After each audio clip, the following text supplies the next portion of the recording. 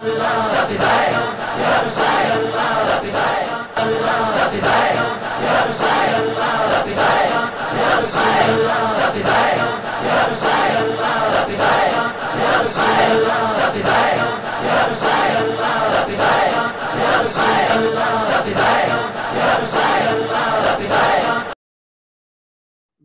व नुसल्ली अला रसूलिहिल करीम। अम्मा बाद फ़ाऊज़ु बिल्लाहि मिनश शैतानिर रजीम। बिस्मिल्लाहिर रहमानिर रहीम। अस्सलातु वस्सलामु अलैका या रसूलल्लाह व अला आलिका व असहाबिका या नूरल्लाह सल्लल्लाहु तआला अलैहि वसल्लम। मुअज़्ज़ज़ नाज़रीन, अस्सलामु अलैकुम व रहमतुल्लाहि व बरकातुहू। आज फिर गुफ्तगू है और हम रूबरू हैं जनाब मोहम्मद ज़ुबैर क़ादरी साहब से। आज के हमारे ऐवान के मेहमानी खुसूसी है मोहम्मद ज़ुबैर क़ादरी साहब।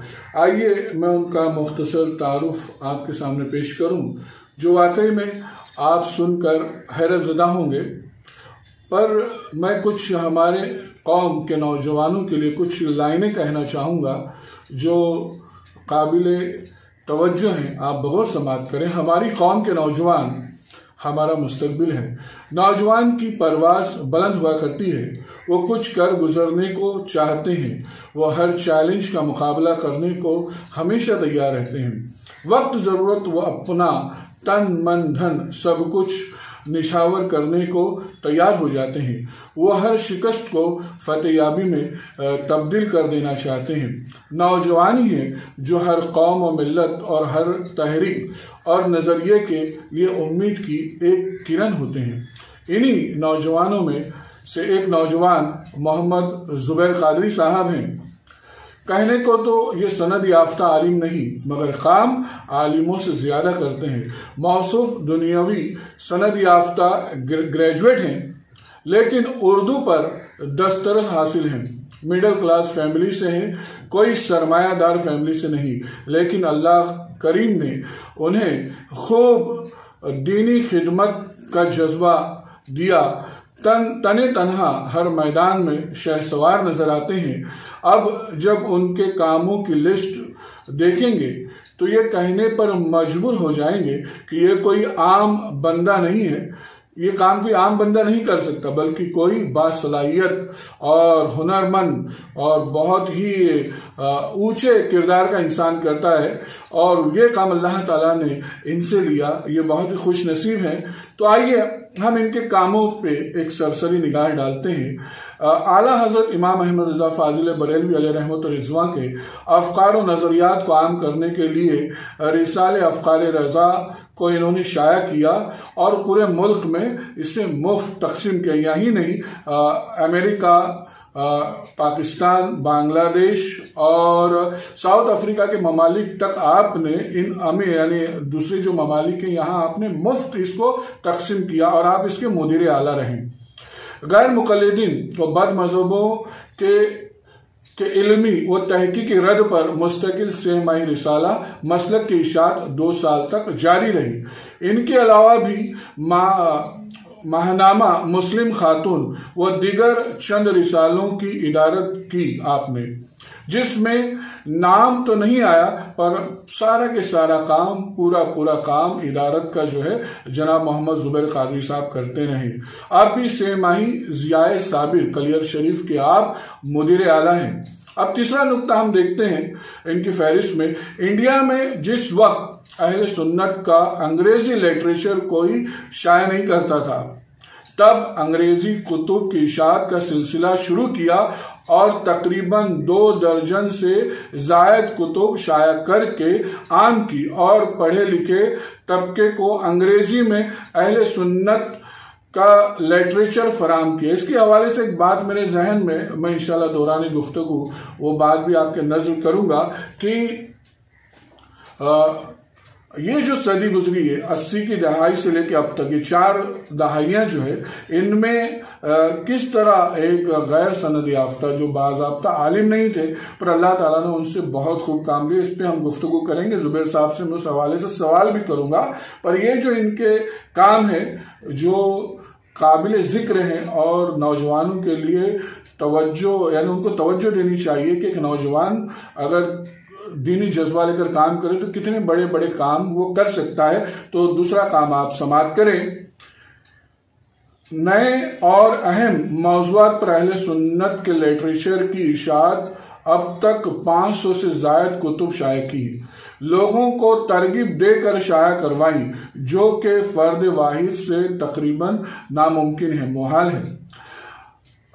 برسوں قبل انٹرنیٹ پر فکر رضا .net نام سے ویب سائٹ جاری کی، جس میں 3 ماہی افکار رضا آن لائن جاری کیا، جو ہند میں سنیوں کا پہلا واحد آن لائن جریدہ تھا.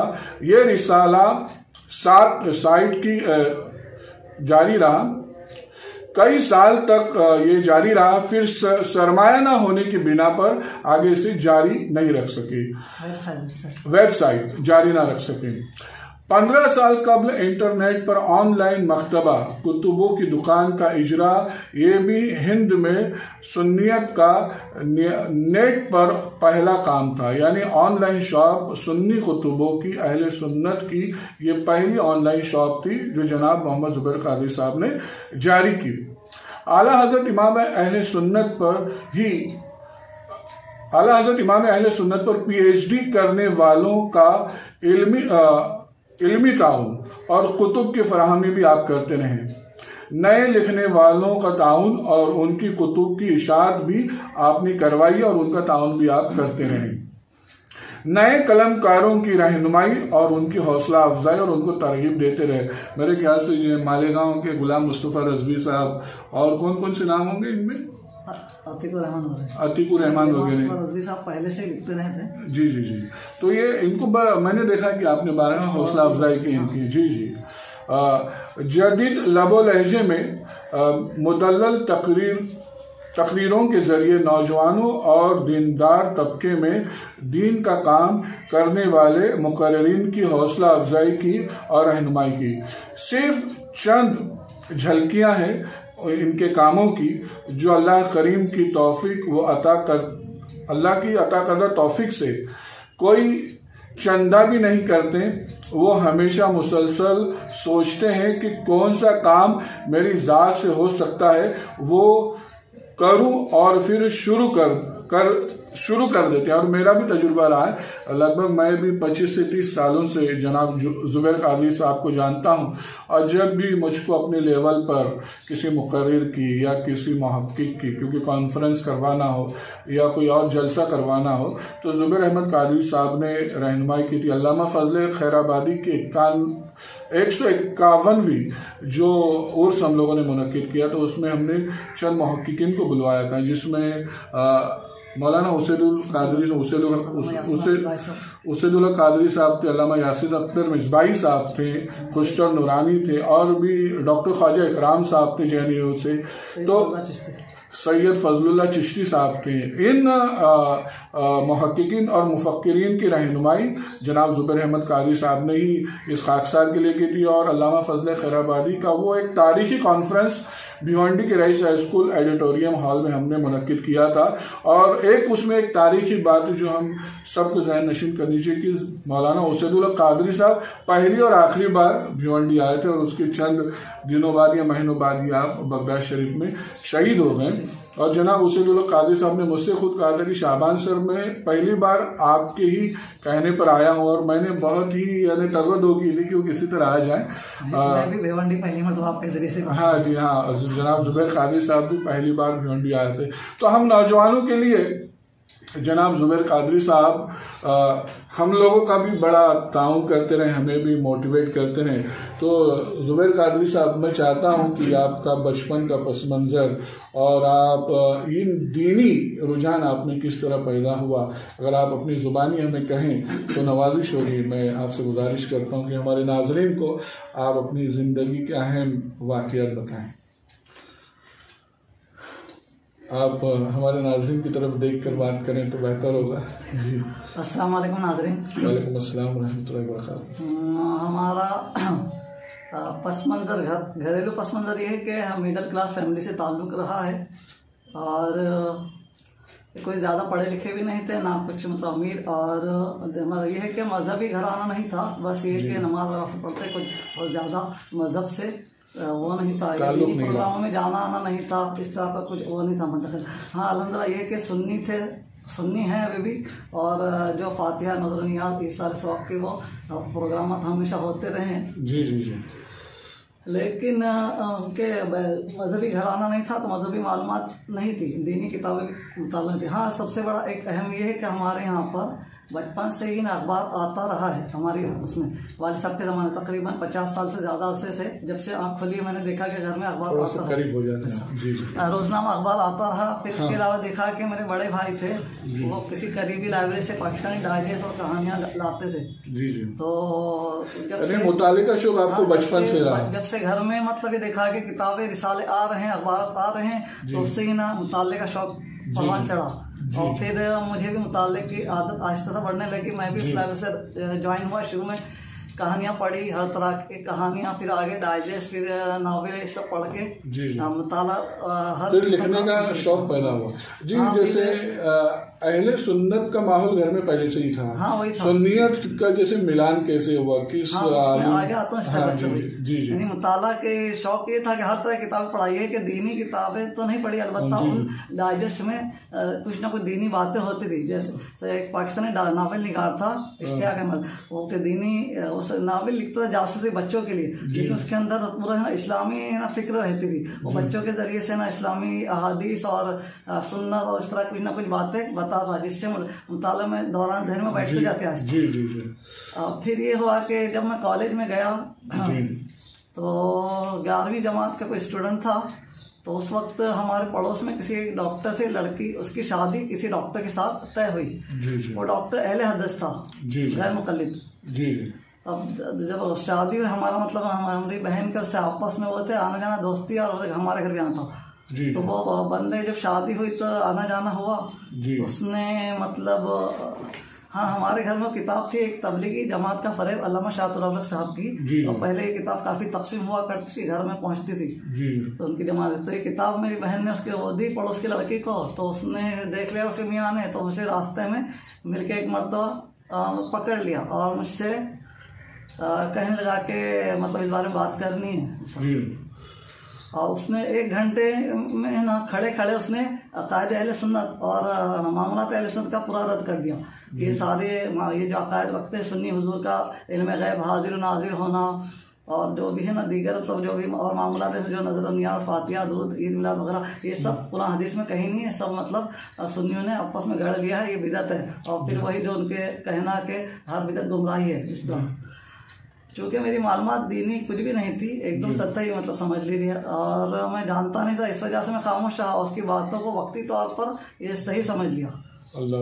وہ ڈاکٹر اس وقت نا وہ بھی تعلیم حاصل کر رہا تھا، یہ اپنے جے ہاسپٹل میں MBBS کی تعلیم حاصل، اس نے بھی یہاں تک کہ مجھے اپنے روم میں لے کر گیا، وہاں پر حدیث کی وہ کتابیں دکھا، صحیح ضعیف حدیث ہے، موضوع حدیث ہے، اس طرح کی، وہ ساری حدیث جو ان کے سمجھ میں نہیں آتی اس کو لوگ موضوع کہہ کر ریجیکٹ کرتے، تو یعنی اور مجھے مزید بہکانے کی حد تک امکان کوشش کیا، تو عارضی طور پر تو میں ایک دم ہو گیا کہ ہاں اس نے جو کہا وہ صحیح ہے مطلب، لیکن الحمدللہ اللہ تعالیٰ کے فضل ہے کہ مطالعے کی وجہ سے نا ذہن تحقیقی ہے۔ جی ماشاء اللہ، یعنی کوئی کچھ بھی کہے تو اس پہ فوراً مطلب آنکھ بند کر کے اعتماد نہیں کرتے، اس کی تحقیق اور جستجو میں جاتے ہیں۔ عارضی طور پہ ہوا، لیکن پھر میں جہاں پر سے کتابیں لیتا تھا، اجمیری بوڑھی کو ناک پڑے، اور ایک تھے مطلب معین الدین صاحب، اللہ تعالیٰ ان کی مقصد فرمائے، انہوں نے مطلب حالانکہ وہ کاروبار تھا ان کی کتابیں کرائے پہ دینے کا، لیکن انہوں نے سنیت کا کافی کام کیا، سنی لٹریچر منگا کے پاکستان سے اور ادھر جہاں اپنے سب جمع کر کے لوگوں کو دیتے تھے، یہاں تک کہ مفت بھی دیا کرتے تھے۔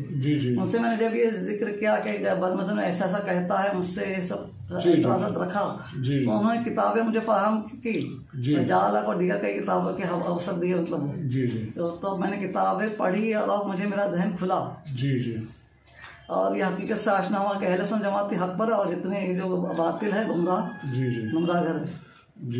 لیکن میرا ذہن مطلب پہلے سے یعنی مطالعہ کر کے اور یعنی اپنا ایک تو حساس طبیعت ہے مطلب وہ. جی جی جی. میں نے سوچا کہ مطلب ہم حق پر تو ہیں لیکن ہمارا سسٹم ہے نا ہر جگہ مطلب اس میں کمزوری نظر آتی ہے مطلب. جی جی. یعنی یہ لوگ جتنی مضبوطی سے اپنی بات پیش کر رہے تھے, ایک یعنی وہ بھی دنیاوی تعلیم یافتہ تھا پر اس نے اتنی مضبوطی سے اپنی بات پیش کی کہ آپ خود ششدر رہ گئے, اور آپ کا ایک ذہن تھا تحقیق کی اور حق کو جاننے کا, تو آپ ماشاءاللہ آپ کو روشنی مل گئی. اور ایسے بہت سارے نوجوان جو ثابت نہیں کر سکے یا ان سے متاثر ہو گئے تو وہ گمراہ ہوتے چلے گئے. ہاں وہ آج کل ایسے ہی تو ہوتا ہے, نوجوان جو ہے ایسے لوگ مل جاتے, اور ہر کالج میں یونیورسٹی میں اس طرح کے بد مذہب گروہ مطلب موجود ہے, بلکہ ان کو ہے نا پیسہ دے کر ان کو اس کام پہ لگائے گئے. وہاں پہ نوجوان جو بھی آتے ہیں نا ان کو لوگ بہکاتے, لیکن ہر طرح کے نوجوان ہر نوجوان کے پاس تو یہ تو وہ نہیں رہتے کہ وہ کسی عالم کے مسجد کے امام کے پاس جائے تو ان کو اتنی معلومات نہیں ہوتی, وہ لوگ تشکر کو جواب نہیں دے پاتے, تو وہ لوگ ایسے لوگ پھر نوجوان گمراہ ہوتے بہت. تو آپ کو کسی خاص عالم دین کی رہنمائی حاصل رہی کیا اس معاملے میں؟ نہیں, اس معاملے میں کسی کی رہی نہیں ہے. یہ ہے کہ مطلب اتنے برسوں کے تجربات میں سب کے قریب بھی گیا ہوں, اور کچھ اچھے بھی ملے ہیں کافی, جو مطلب جیسے آپ کے عقیدے میں جو پختگی آئی تو کچھ تو علماء کا اور آپ جیسے ایک روحانی فیض جس کو ہم کہتے ہیں حضور غوث پاک سے جو ایک تعلق ہوتا ہے, روحانی تعلق ہوتا ہے, یا کسی بزرگ سے یا کسی سے آپ مرید رہے ہوں, یا آپ کے والدین نے کسی عالم سے ملایا ہو, تو آپ میں جو یہ پختگی جو اور خاص کر کے اعلیٰ حضرت امام احمد رضا فاضل بریلوی علیہ رحمت و رضوان کے تعلق سے جو بے پناہ عشق ہے آپ کو, اور یہ ہے کہ وہ عشق بھی آپ کو تحقیق کی بنیاد پر ہے, کیونکہ کچھ لوگ جو اعلیٰ حضرت کو چاہتے ہیں تو بس ایک دوسرے موقع پر آپ نے باضابطہ اعلیٰ حضرت کی کتب کو پڑھا, ان کے کام کو دیکھا. میں نے خود دیکھا سائنس پر جب ہم نے کام کیا اور سائنسی تحقیق اعلیٰ حضرت کی ہم نے جمع کی تو ہم لوگ حیرت زدہ تھے کہ اعلیٰ حضرت نے سائنس پر بھی بہت کچھ لکھا ہے. تو اعلیٰ حضرت کی جو والہانہ عقیدت آپ کے اندر جو پیدا ہوئی تو کیا وجہ بنی آپ؟ ہاں وہی اس طرف آ رہا تھا میں کہ یعنی میں نے پھر یعنی جب واپس اللہ تعالیٰ نے جب ہدایت دی اور یہ الحمدللہ سنیت کے مطلب پتہ چلا کہ ہم ہی حق پر ہے, تو اس کے بعد میں نے منظر نامے کا جائزہ لیا مطلب اہل سنت جماعت کا, دیکھا کہ مطلب ہر فیلڈ میں ہم لوگ کمزور ہیں. ہمارا لٹریچر بھی ہر موضوع پر موجود نہیں, اور پھر جو ہمارے کام زیادہ تر روایتی ہوتے ہیں مطلب یا جلسے جلوس جو بھی ہے اس میں مضبوطی نہیں ہے. مطلب یہ کہ من جملہ یہ کہ نا نوجوان میں بچپن سے ہی نا سنیت کے عقائد کی مضبوطی نہیں, اہل سنت کے عقائد, جس کی وجہ سے کوئی بھی تبلیغی جماعت والا اگر اس کے ساتھ اگر کوئی نوجوان چلے جائے تو دیوبند جماعتی بن جائے, اہل حدیث کے ساتھ صحبت میں اختیار کرے تو اہل حدیث بن جائے, شیعہ کے ساتھ جائے تو ان کے عقیدے خراب تبدیلی رافضی بن جائے. اس طرح کے مطلب ماحول ہمارے یہاں پر یعنی بچپن سے دینی عقائد کی مضبوطی نہ ہونے کی وجہ سے ہے. تو یہ میرے ذہن میں کھٹکا, پھر اندر ہی اندر مطلب وہ ہوا مطلب ذہن مستقل کچوں کے لگانا کچھ کرنا چاہیے, کچھ ہونا چاہیے, لیکن چونکہ میں عالم دین نہیں تھا اور میں کیا کر سکتا ہوں تبھی سب کچھ کرتے ہوئے. لیکن ایسا ہو کہ مستقل وہ جہاں سے لائبریری سے کتابیں لیتے تھے کرائے پر پڑھنے کے لیے, وہیں پر الحمدللہ ادھر 1980 کے 81 کی بات ہے, وہاں پاکستان سے جہان نظار رسالہ کی کاپی آئی پہلی. مرکزی مشر رضا اس کے جو بانی تھے حکیم موسیٰ مصری, وہ بھی عالم دین نہیں تھے الحمدللہ, ان میں نا حالانکہ وہ چشتی تھے اور حکمت ان کا پیشہ تھا, لیکن ان کو عالم سے اتنی محبت تھی نا, انہوں نے جو عالم کے مطلب ایک بنیادی طور پہ کام کیا نا, آج پوری دنیا ان کے لیے احسان مند ہے. مطلب ان کو ہونا چاہیے, ان کو خراج پیش کرنا چاہیے. صاحب انہوں نے نا مرکزی میں کرم کا کرو شکر کیسے ادا, جو کرم کا کرو شکر, کرم کا کرو شکر کیسے ادا, جو کرم